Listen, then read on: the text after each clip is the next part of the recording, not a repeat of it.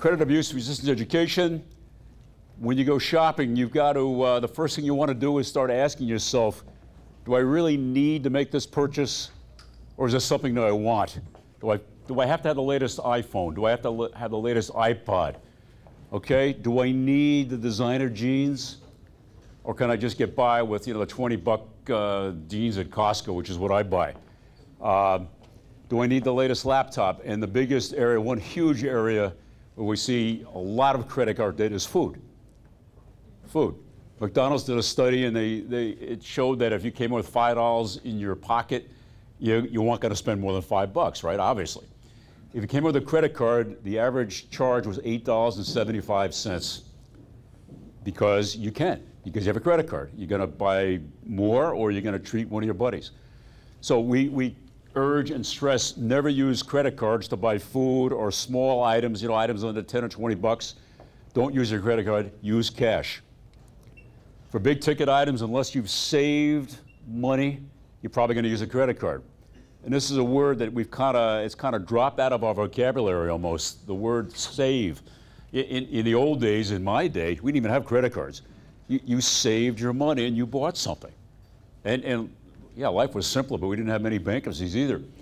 With the advent of credit cards, and obviously they're needed for a lot of reasons, this economy has grown when used wisely, there's a tendency to just charge and not think about how you're going to pay it back, particularly with young people. That's the biggest problem we've seen. We saw the young lady at the beginning of Balancing Act saying, well, how'd you get that $3,000 in spending, which is $5,500 because of the interest charge? She said, I like to shop. Your group likes to shop, okay? So we got to be careful. You got to ask yourself, do I really need this? Or do I want it, or am I just having fun shopping? And then if I do, how am I going to pay for it? Okay, some true or false questions. You must be 18 years of age or older to obtain a credit card. What do you think? Yeah, it's true, because that's when you become legal, so as to speak, and the credit card company can enforce the contract. All right? True or false? All credit cards charge the same, and there's that word, that letter, APR, what? Annual percentage rate. It's pretty much a no-brainer. They charge different rates. A lot of lenders, banks, credit companies will open up with a teaser rate. We'll give you 5%, we'll give you 6% for 6 months, and then it's going to jump to 12 or 13 or 14. All right? They also charge other fees, annual fees, late fees, grace fees. Some credit card companies charge you a fee if you don't use your card. In other words, if you don't carry a balance, they will charge you a fee. If you pay your credit card balance on time and in full each month, it doesn't matter what rate the bank charges you. What do you think? True, exactly. Because what you're doing is you're paying off the loan before it's due. That's the good thing about a credit card. You're getting free money for a month, okay? And if you pay it off, and there are people who do this, I know people who do this, and banks hate this because the banks don't make money on them. And they charge, the people that I know do it because they like the airplane mileage, but they never carry a balance.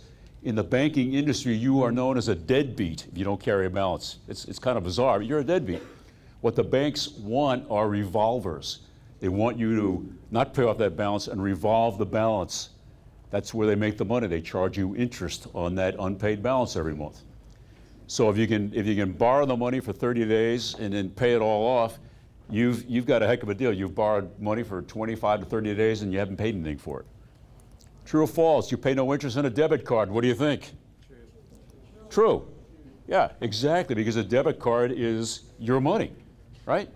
A debit card is basically a plastic checkbook. It's coming out of the money's coming out of your checking account or your savings account.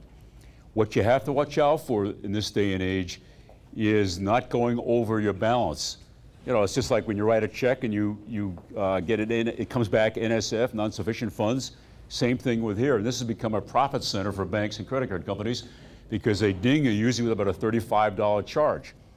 I know a student came up to me one time afterwards and he said, I've got a debit card and I really watched it and I thought I had it, and I got down at the end of the month and I thought I had enough I had a $10 balance. I took my girlfriend out, we had a Starbucks one morning and some stuff. It was about $8. And he said I went over my limit. I'd forgotten another check that hadn't been cashed. It came in. I wound up paying $35 for that Starbucks. Okay, so you got to watch it. It also goes against your credit report. Everyone over the age of 18 has a credit report. What do you think? Absolutely. Okay, you have to get into the system, and this is where credit cards are good. Credit cards are good because they will help you establish a credit history. You need a credit history. Case in point was my 42, he's now 42, my son, when he was 30. He had a good job in LA. He never had a credit card. He paid his bills on time. He had a car payment. He called us one Saturday morning and he said, Mom, Dad, I hate to bother you, but I need a cosigner. I just bought $10,000 worth of furniture. I'm financing that. They won't give me the loan unless you cosign.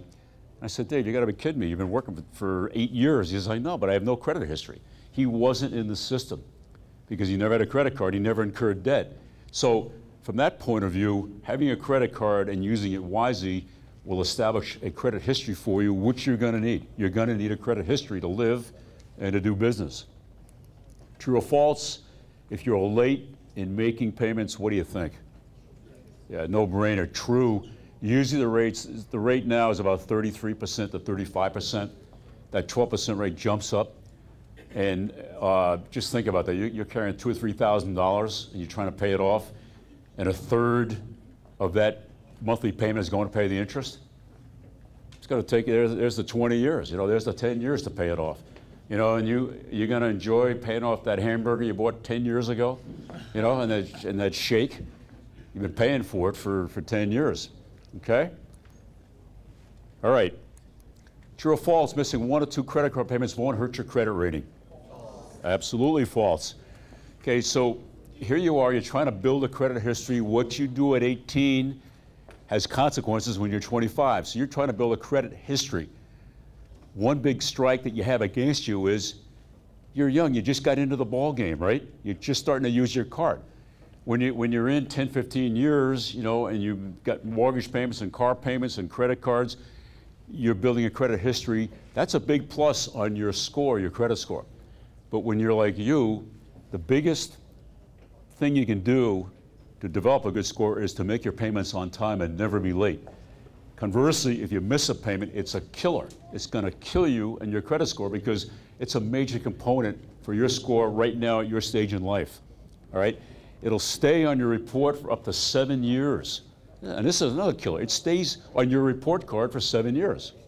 All right? So anytime, 5 years from now, somebody tries to pull a credit report because you want to buy a car, or maybe you're going to buy, you want to get into a business, or you want to rent a place. And here's this bad year 5 years ago that you incurred when you were 18 and 19 years of age. It hurts. It can really hurt you. True or false, when you apply for a loan, a lender will probably review your report. Big time true, because the car depreciates.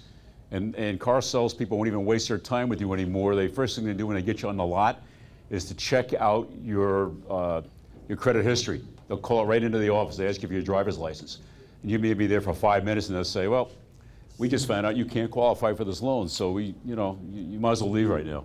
I'm not going to waste my time. I'm going to get somebody who can pay for the car. So it's true. They'll always check your credit report. Lenders will always check your credit report. These are the 3 credit reporting agencies.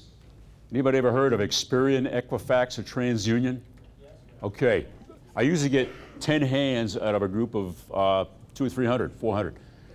You're going to be living with these 3 companies for the rest of your life. Maybe more will come online, who knows.